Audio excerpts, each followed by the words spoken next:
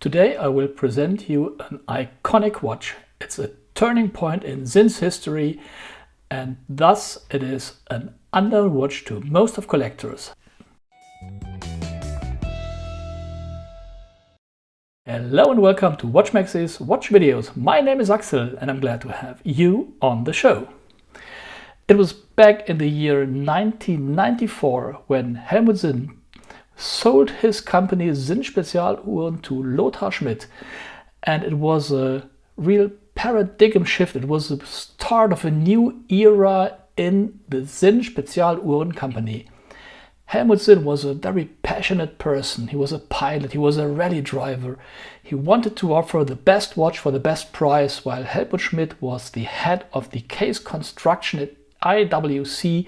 So the whole company turned from a passionate person to an engineer and technical driven person, and this watch represents this turning point. The Sinn 244 Ti for titanium is the first watch which has been released under Lothar Schmidt, and there have been two different versions. This one here with the dash indices and the minute markers on the dial, and there has been another version with dots only without the single minute indices and the crosshair on the dial, and the second version with the dots and the crosshair is even more rare than this one. However, it was really hard to find this one as a used watch, as it was built only during a limited period of time and it was extremely expensive for the time. At this point in time, it was new field for Sinn. It wasn't just the best watch for the best price. It was a relatively complicated watch with a C.o.s.c certification, with a magnetic field protection, with a sapphire glass. It was close to a lady's watch with a diameter, thanks for the hint for the right pronunciation, with a diameter of 36 millimeter only, bead blasted case, and as I said, titanium. The bracelet was titanium.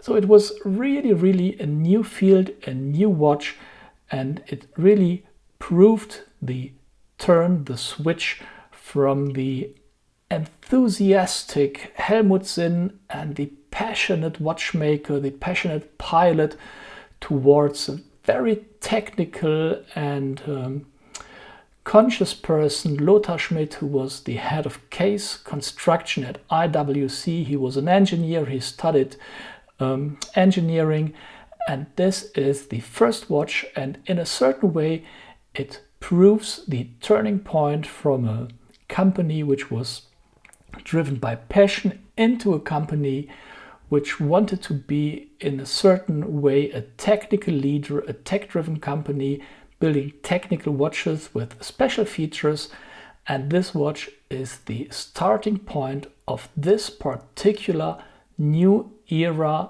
under Lothar Schmidt. I doubt that many people know this because the watch isn't so popular due to the small size, and here you can see it was delivered with a C.o.s.c certificate, and I hope you can read it. The watch is from 1996, and it was really hard to find one. I was looking quite a while and I had a contact to a lot of collectors, and here you can see the dash indices and the minute markers. The dot-only version is even more rare, has no single minute markers and a very fine crosshair on the dial itself. Here you can see the invoice. As you can see, back in 1996 the price was already 1,580 marks plus 250 for the bracelet. So this was really a bold statement compared to other watches Helmut Sinn built, and it was really something completely different, way off the usual prices Sinn quoted for their watches, stuffed with a lot of technology never seen before in a Sinn watch, and it pointed into the direction Lothar Schmidt wanted to drive the company towards a new image, away from building watches for passionate, enthusiastic people towards building watches for people who are technically interested, who want something special in their watches, who are ready to pay for some gimmicks like magnetic field protection, like titanium cases, sapphire glasses, not in any watch at that time.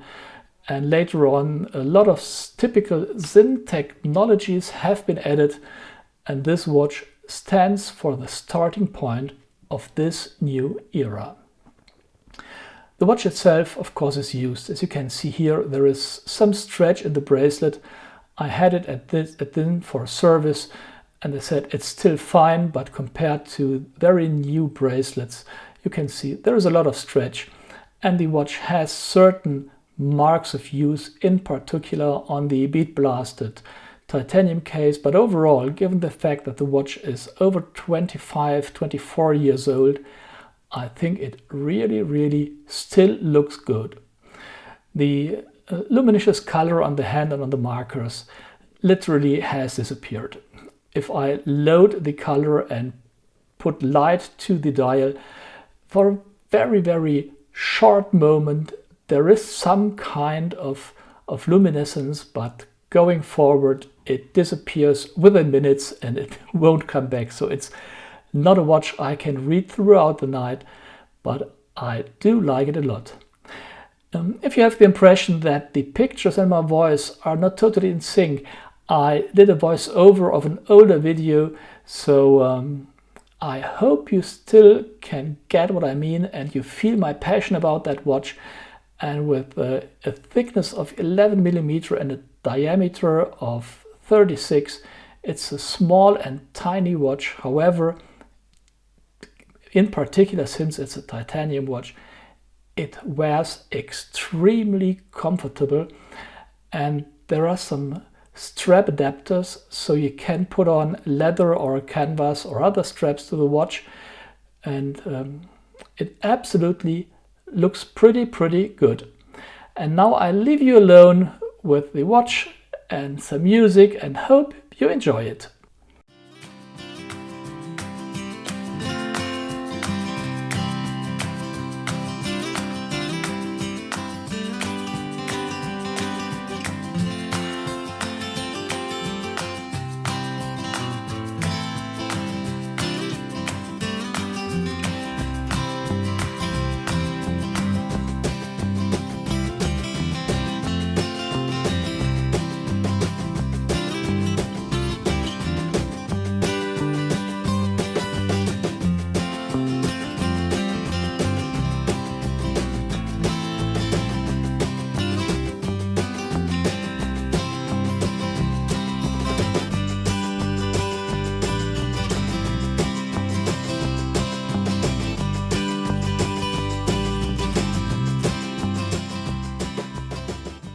Thank you very much for watching my video.